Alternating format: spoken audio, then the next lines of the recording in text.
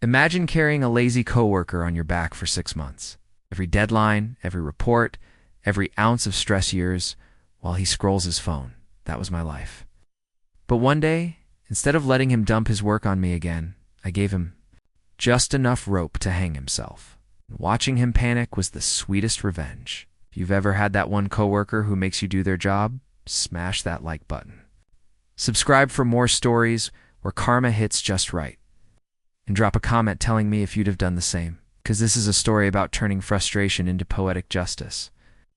I work in a mid-sized office, the kind with a dozen cubicles. Fluorescent lights that never quite stop buzzing. And a coffee machine that's permanently out of order. It's not glamorous, but it pays the bills. And then there was Seth. Everyone has a Seth in their office. It's that one coworker who contributes. Nothing, but somehow survives. He strolled in late, phone in hand, spouting excuses about traffic even though we all knew he lived 5 minutes away. He'd disappear for endless bathroom breaks or vanish on extended lunches like he was auditioning for Houdini. But the worst part? He didn't just slack. He dumped his work onto other people. Mostly me. At first it was little things. Hey, can you help me clean up this spreadsheet real quick? Or mind checking my numbers? I just want to make sure they're right. Innocent enough, right? Except help really meant do it while I sit back and take credit. It became routine. Every week he'd drop a project in my lap, vanish, and then present my work to the boss like it was his masterpiece, and the cherry on top. When I finally worked up the nerve to complain to management, Seth always weaseled his way out. He'd grin, shrugged, act confused. Oh, I thought we were collaborating. Or worse, he'd blame me, say. I volunteered. My boss already swamped. Never pushed further. Each time I left the office with a tightness in my chest. Chewing on frustration like it was stale gum I couldn't spit out. I'd lie awake, replaying the day, thinking, how does he keep getting away with this? The final straw came 6 months in. I was settling into what I thought would be a quiet week when Seth dropped a bomb. A major client report due in just 2 days, hundreds of data points, spreadsheets, and analysis dumped onto me with a smirk. Hey, he said casually, I'm slammed with, other priorities. Could you handle this one? You're so good at these. Translation, do this. For me, like always, my jaw clenched. My hands tightened on my keyboard. I could practically feel my blood pressure spiking. It wasn't just about the workload. It was about the disrespect. It's about being treated like a doormat while he coasted. That night, instead of drowning my stress in Netflix, I sat in silence at my kitchen table, laptop open, plotting. If Seth wanted me to do his work, maybe it was time to give him exactly what he asked for. It's just not the way he expected. The next morning, I struck up a casual conversation. Hey, Seth, I said, keeping my tone light. You're good with Excel, right? He laughed me. Not really. I just copy and paste stuff. Why? And there it was, the crack in his armor. Seth didn't understand Excel. He had no clue about formulas, hidden cells, or the ways a spreadsheet could betray you if you weren't careful.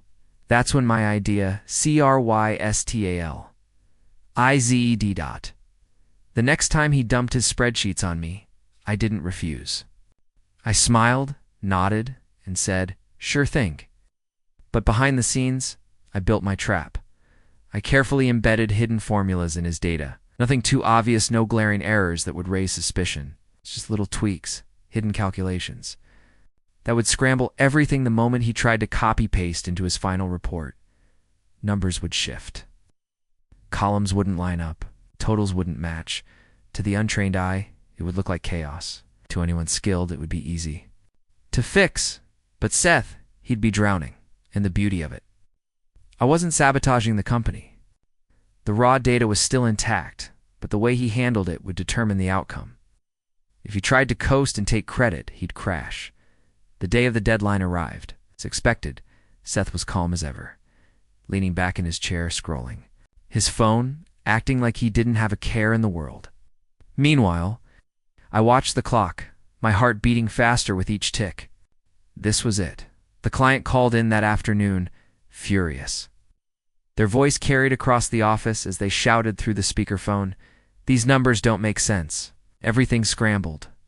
Seth's face went pale. He stammered something, about technical glitches and looking into it right away. Then he dove into his files, panic radiating off him. I sat at my desk, sipping my coffee, watching the show. He tried fixing one section, only for another to break. He tried recopying, but the formulas twisted his data like spaghetti. His forehead glistened with sweat. His hands shook. Finally, he rushed over to my desk. "Hey, can you take a look? I don't know what happened." His voice cracked with desperation. I tilted my head, pretending to study the screen. "Ha! That's weird. Maybe it's a glitch. Try." "Don't know. Reloading it?" It's vague advice, just enough to string him along. Inside, I was practically glowing. This was months of frustration finally paying off. For the rest of the day, Seth spiraled. He muttered under his breath, cursed at his screen, begged for help. But no matter what he tried, the report collapsed in on itself like a house of cards.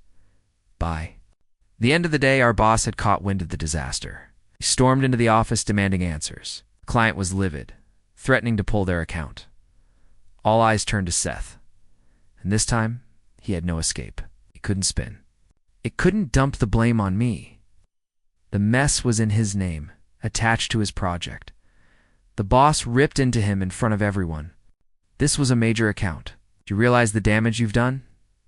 Seth mumbled excuses, but they fell flat. For once, his charm and deflection didn't work. By the next morning, Seth was on temporary leave without pay. As for me, I kept my head down, stayed quiet, and did my own work. For the first time in months, I didn't have an extra pile of projects dumped on my desk.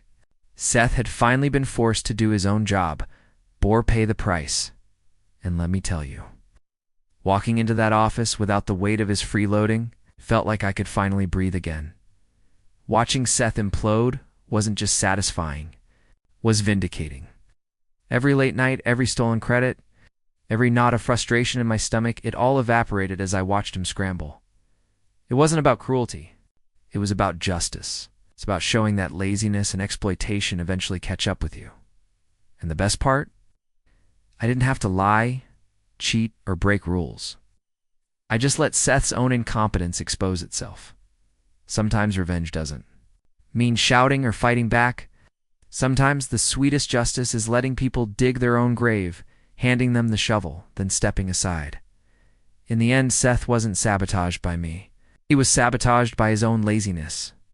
If you've ever had a lazy coworker, drop a comment and tell me how you dealt with them. I'd love to hear your stories. Don't forget to like, subscribe, and share this video if you enjoyed watching Seth's downfall. Because trust me, there are plenty more tales where justice comes served cold.